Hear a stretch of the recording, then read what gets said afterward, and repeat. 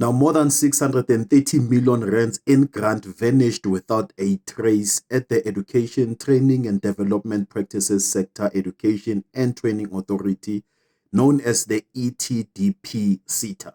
My name is Alokwan, and these are the news that matter the most. Now, according to the most recent audit findings reported by the City Press or the News 24, more than 630 million rands in discretionary grant expenditure cannot be traced, meaning the supporting records to show how this money was spent don't exist or they went missing. Now, these are funds that should have been approved, documented, and monitored by the Etdp Seta before being dispersed to training providers or projects. This situation was uncovered by the Auditor-General of South Africa, the constitutional office that audits public institutions and reports on compliance with financial management laws. Now, in simple terms, this money was paid out, but no paperwork exists to show who received it and why. And that's a major red flag when it comes to public finance. The acting CEO of Seta, Nokukhanya Mafahla, is being connected with this period of financial chaos,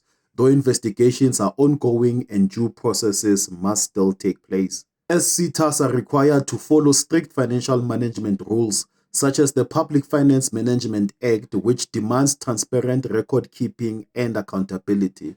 Now, the Auditor General's role is to ensure compliance, and when records are missing, it signals poor financial governance, if not potential misuse of public funds. And similar problems have occurred in other Setas in recent years, leading civil society and oversight bodies to highlight systematic issues with how levy funds are dispersed and monitored.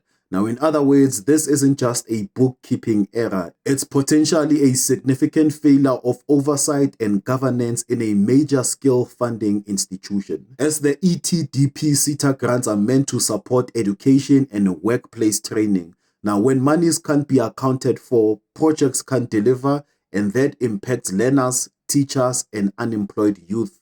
And missing documentation means auditors can't verify whether funds were used properly, which risk systematic waste, irregular expenditure, and misappropriation. Taxpayers fund the skills development levy. If significant sums can't be traced, confidence in public institutions decline, and ongoing inquiries by audit, parliamentary, and possibly law enforcement bodies may follow depending on what the records reveal. Now, this is still a developing story, but however, at the moment, reporting has focused on the audit finding rather than financial conclusions about who committed the wrongdoing.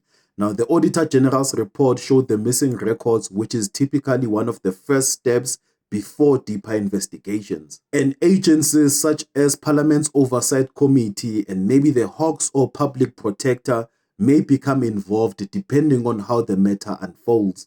The spotlight is currently on the Seta's management and financial controls. What are your thoughts?